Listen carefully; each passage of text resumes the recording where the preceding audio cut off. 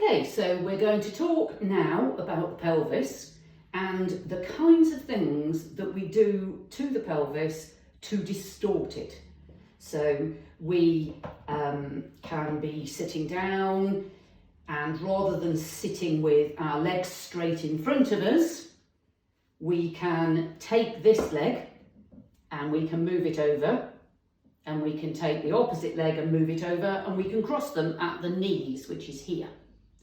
And if we're very, very determined or we have sufficiently stretched our tendons and ligaments, or we are already hypermobile, there are people who will then cross their ankle behind their knee so that they've effectively tied their legs into a knot. And when they're doing that down here, it's all about fulcrums for anyone who's sort of physics minded. As they pull the two knees together, especially if they cross them over, they're basically pulling these joints out. And then they're using the muscles on one leg to lift the one leg, while they use the muscles on the other leg to pull in and down. And the effect that that can have on these two ilia, which are the two side pelvis bones, is it can raise one up and lower one down.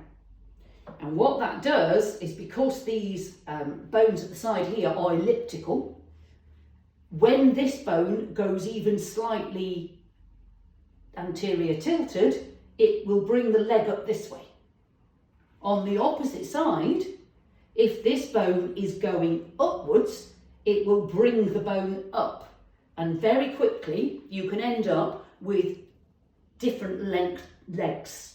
And they're not actually different lengths, but it's just because one ilium has been twisted or the other one has been twisted in the opposite direction, and because of these bones being in the position they are, they change.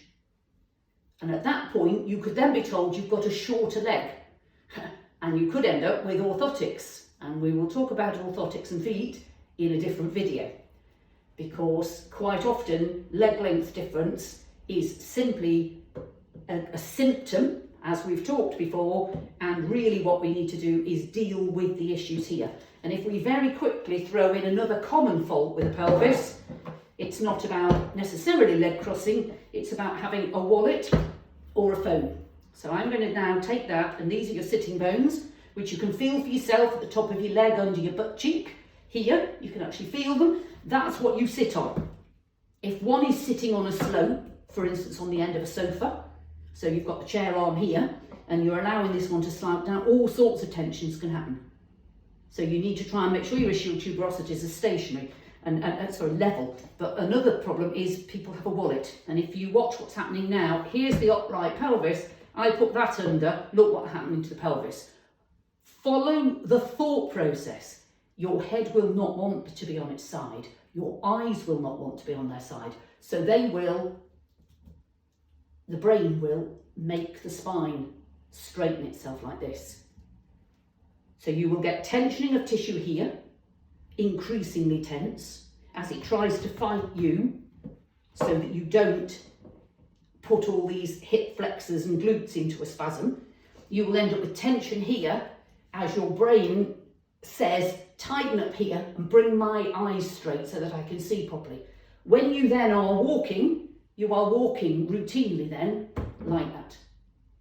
So don't underestimate the impact of a wallet. And the fuller your wallet, the greater the problem.